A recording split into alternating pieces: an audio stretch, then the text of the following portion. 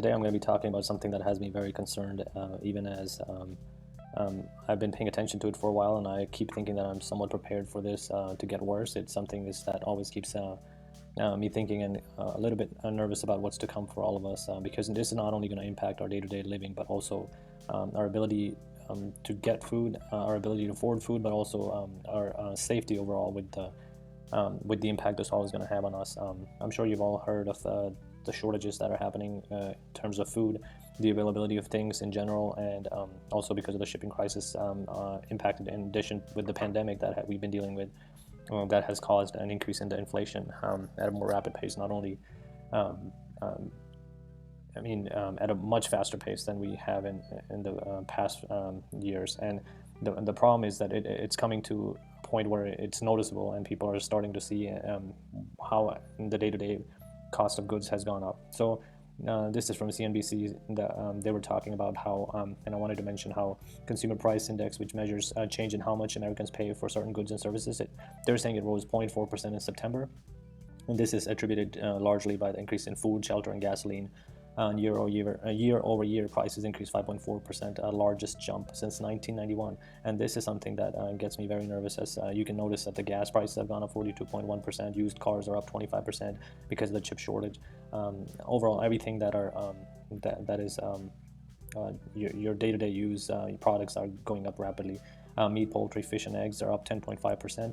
And according to this article, at least, they're attributing it to the COVID-19 pandemic.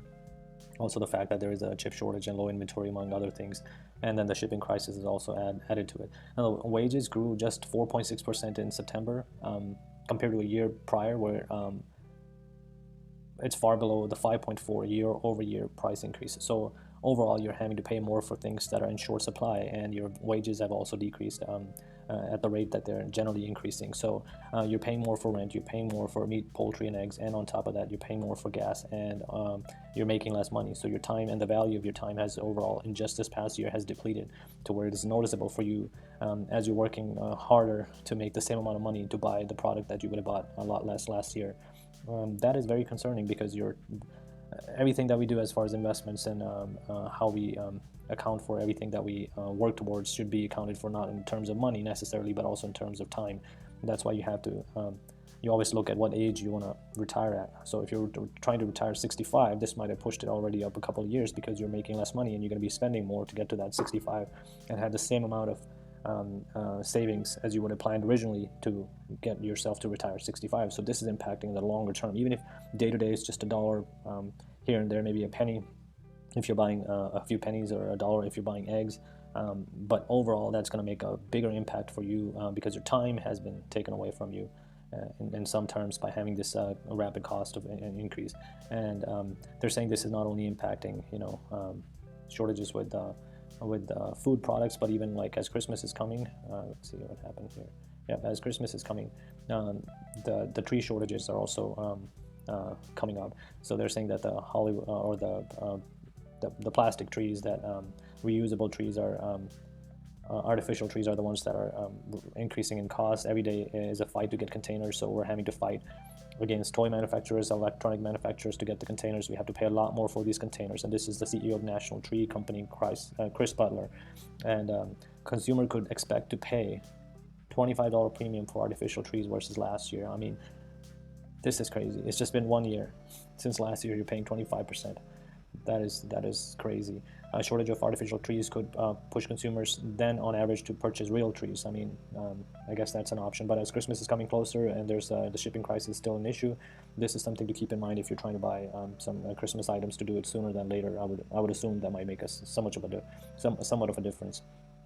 And as far as the food products are concerned, you will notice this news, if you haven't seen it, a video that was posted about stores using decoys and pictures of food to trick consumers into believing barren shelves are fully stocked. I mean, last time I remember seeing this was in the movie Interview with Seth Rogen and what's his name? The other guy who's always with him. Anyways, the one about North Korea, where they're going and interviewing the Kim Jong-un guy, and they're realizing that everything appears to be a certain way, but overall that they're just pictures posted everywhere of food, and nothing is real in there. James Franco, that's the guy. would have bothered me otherwise. So America's grocery stores are reportedly using decoy and cardboard cutouts to persuade customers that the supply chain emergency isn't as grave as some think.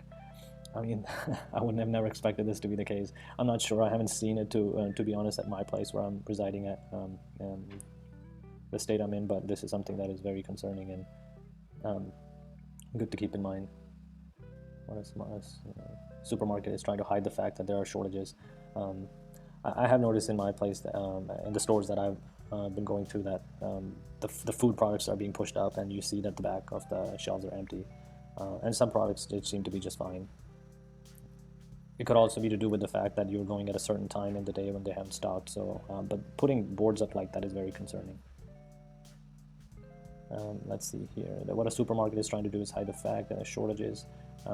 One such popular store is popular UK chain Tesco, which has reportedly begun using cardboard and paper images of asparagus, carrots, and grapes and oranges in order to give the appearance of bountiful produce selection amid the supply chain crisis. And so this is in UK. Shoppers have spotted fake carrots and fake and ham. That is interesting that the name itself has the word fake in it. Cardboard asparagus in London, pictures of oranges and grapes in Milton Keynes, and 2D washing liquid bottles in Cambridge. Wow, that's it seems like a lot of it is impacted the UK as well. Overall, besides everything that is impacting noticeably with the shipping crisis and the truckers issue, and overall the cost of goods rising, it has the food prices across the world have risen to the highest level in a decade. Because of tightening supply conditions coupled with robust demands, and this is the concern that I think is coming across. That's going to be more impactful than we think it is. Once the prices are going up at a rapid pace and people start panic buying like we were toilet paper last year, I think that's going to even impact the prices of the goods even more, to where people aren't going to be able to get them, either not being able to afford or not being able to get to them because they're either being hoarded by certain amounts of people that are buying it at a rapid pace earlier before that moment comes, if this isn't resolved in a timely fashion. And that's where I have a problem. I have a little fear of the safety concerns that's going to bring about, where people aren't going to have the day-to-day food products to be used if they're already putting up cardboard signs. So that's a major concern to keep in mind, that safety isn't impacted with all this happening, and you keep your stockpile adequate and also have a means to protect it. And this is interesting. Cereal price rose 137 points in October, up 4.3 or 3.2% from September, and vaulting to its highest level since November 2012. Wow. And part of the reason why this is going to be an issue is the fertilizer shortages. And this is something that has been happening in many countries over the past few months. At least I've been following up with this. So if the food products that are being produced are already limited because of the ability of the farmer to be producing because of the shortages of fertilizers. Make a move and get a charger real quick before it shut out. So this little cut is going to be because of that. But anyways, we were talking about the food shortage because of the fertilizer shortage, and the ability of the farmer to grow crops is going to be impacted. It already has been impacted to where also attributed by the fact there is gas shortage, which is what is generally needed. Large amounts of gas is required for fertilizer production. This has been forced to cut some production due to higher gas prices, which has led to the shortages. So it's kind of a downhill, it's compounding on itself with all of these other issues that have been coming across over the last few months, or building up over the few years even. And then COVID didn't help the situation. The lockdowns didn't help the situation. People panic buying isn't going to help the situation. And then as panic buying is continuing or starts happening more and more, if we end up coming into more lockdowns with this new variant, we're going to have a bigger issue with people not only hoarding toilet paper but also hoarding foods. And that's where I think it could really change in a very drastic turn if this happens to be something that isn't resolved in a timely fashion with strong focus towards addressing this issue. It is impacting food prices all over the world, and it hits the wallets of many people. But for some people, especially in the developing world, this is not only a question about the wallet, but it's a question of life or death, and that's that's a major concern. This has led to the increase in gas prices in the recent months has triggered several factors which have increased demand, including the unlocking of economies during the pandemic and reduced wind or rain for renewable power. The sharp rise in cost of producing fertilizer with the price of ammonia The Yara International produces more than anyone in the world, up to 155% on last year. Wow. I mean, I think it's good for us to be aware of this. I'm sure a lot of you have been following up on this. So have I. I've never been into prepping or keeping stocks more than I need to. But I think as more and more times are getting tougher in terms of how COVID is being managed and how the lockdowns are very unpredictable, the growth of food and supply of food is coming to the point where it's impacting your day-to-day life, where it could possibly be impacting your day-to-day life if it already hasn't. And we're noticing the signs coming across. I think it'd be wise for us to at least have some supplies in stock, and more importantly, I've been very focused on growing stuff on my own as much as I can. I'm not a farmer by any means, but potted plants that are giving basic vegetables. You could really grow a lot of things at home with minimal maintenance. I always try to keep some stock of water. That's the main important thing, and then have some source of energy if you need, propane or whatever you could use in terms of how the weather is where you're going to be residing, and all those things are going to be important to keep in mind. And more importantly, keep a way to keep your family and your produce and all the storage that you have, the stock of items need to be protected. It's just you can't hoard all of these things and then not being able to protect them if it comes the time that you need to do that.